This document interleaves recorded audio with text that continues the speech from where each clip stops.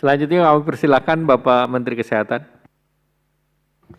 Terima kasih Bapak Menko, Bapak Ibu Menteri, serta rekan-rekan wartawan sekalian. Assalamualaikum warahmatullahi wabarakatuh.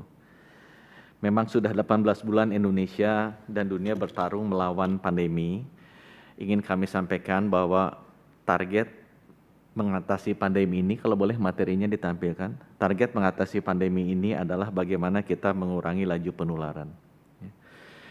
Agar jangan sampai jumlah orang yang tertular itu lebih tinggi daripada kapasitas sistem kesehatan kita. Ya, di halaman selanjutnya.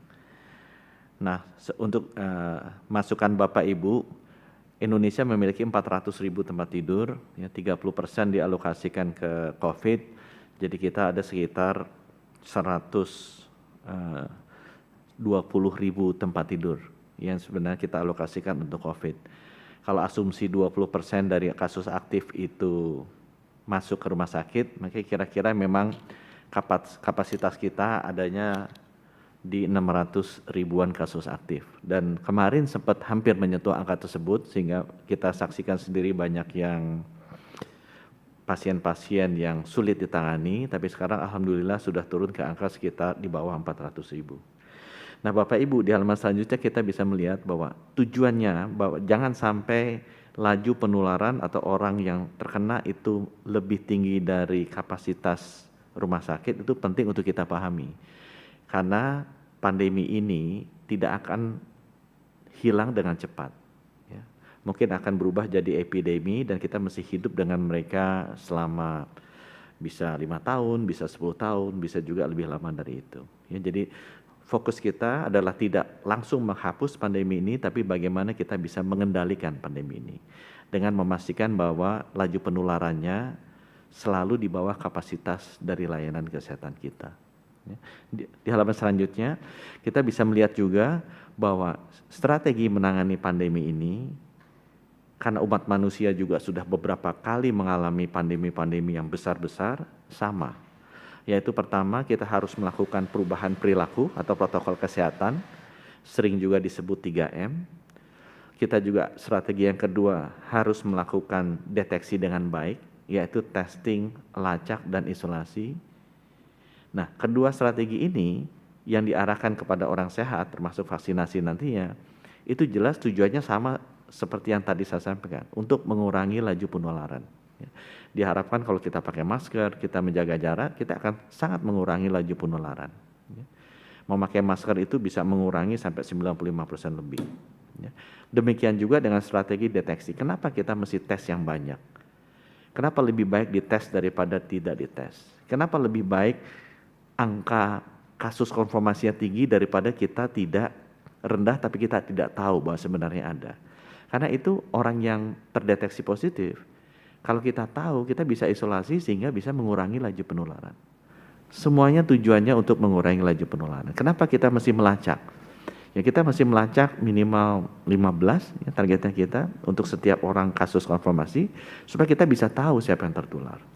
Sehingga kita bisa mengisolasi mereka, kembali lagi mengurangi laju penularan ini. Karena musuhnya dari pandemi ini, yang kita tahu, fatalitasnya lebih rendah dibandingkan TBC atau HIV adalah mengurangi laju penularan. Karena musuhnya pandemi ini penularannya cepat sekali. Nah, strategi yang ketiga adalah vaksinasi. Kita alhamdulillah sudah berhasil memperoleh akses dan kontrak untuk memenuhi kebutuhan 208 juta rakyat Indonesia untuk divaksinasi.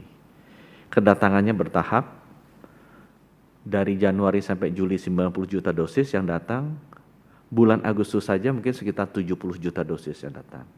Bulan September rencananya bisa 80 juta dosis yang datang. Sehingga kita tahu bahwa kegiatan vaksinasi kita akan jauh lebih tinggi, lebih berat di bulan-bulan ini dibandingkan dengan 7 bulan yang pertama.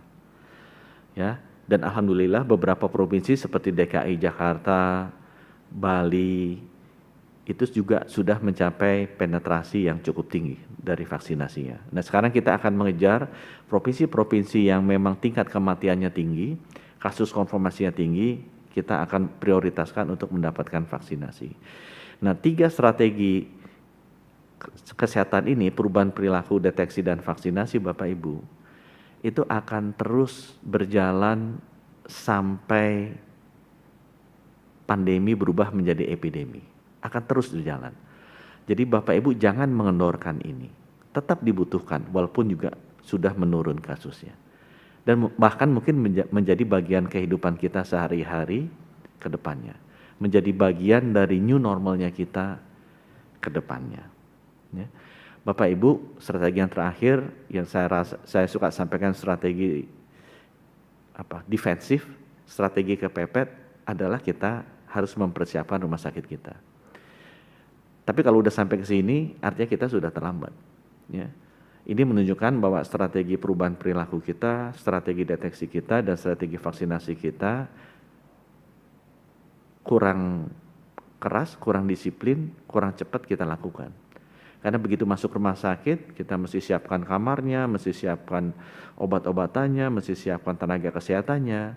Ini adalah strategi terakhir yang sangat menentukan apakah pasiennya bisa selamat atau tidak. Jauh lebih bagus kalau kita bisa konsentrasi ke 3 strategi di hulu dibandingkan dengan strategi yang terakhir ini di hilir.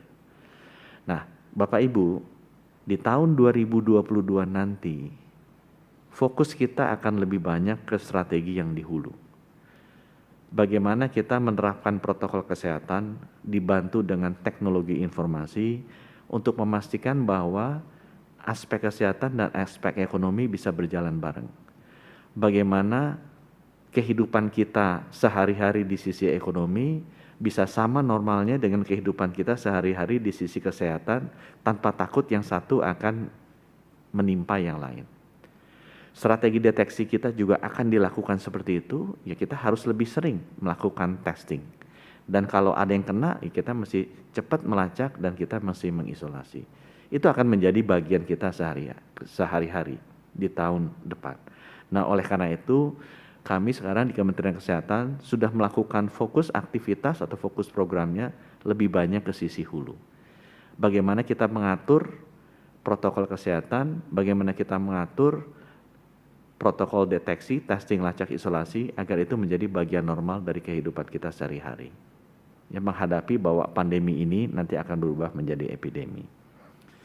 Chart saya yang terakhir, Bapak Ibu,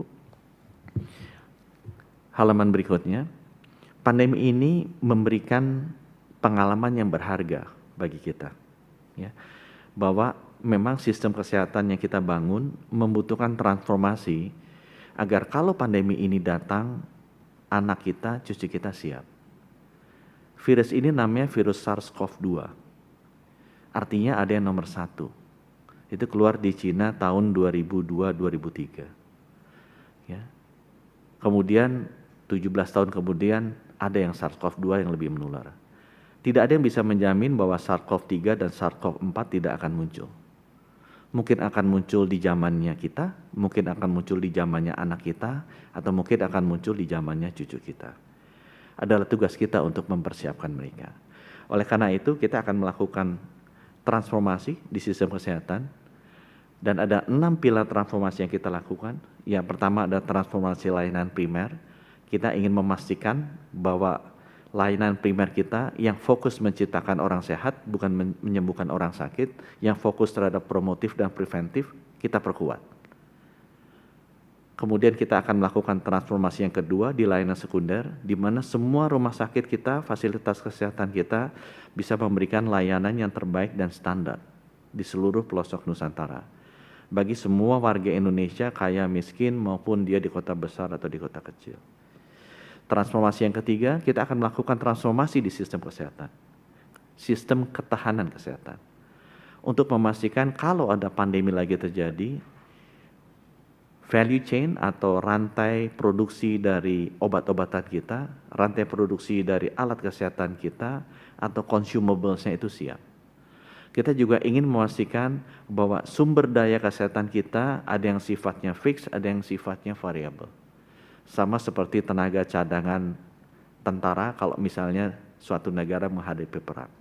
Kita akan mempersiapkan tenaga cadangan kesehatan kalau perang terhadap virus ini mesti terjadi kembali di masa yang akan datang.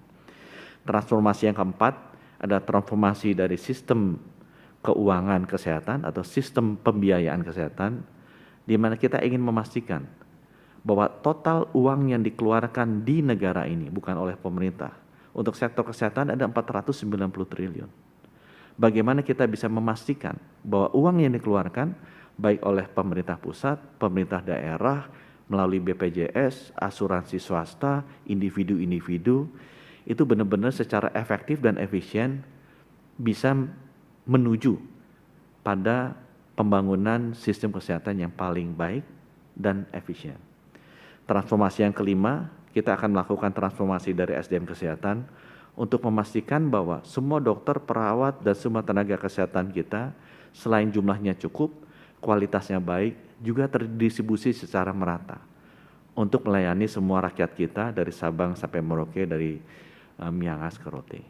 Dan yang terakhir adalah bagaimana kita bisa melakukan transformasi teknologi kesehatan, baik information technology maupun biotechnology. Sehingga ke depannya ini menjadi batu lompatan sebagai advancement dari obat-obatan kita, alat kesehatan kita, alat medis kita, layanan kesehatan kita untuk memberikan yang terbaik bagi rakyat kita.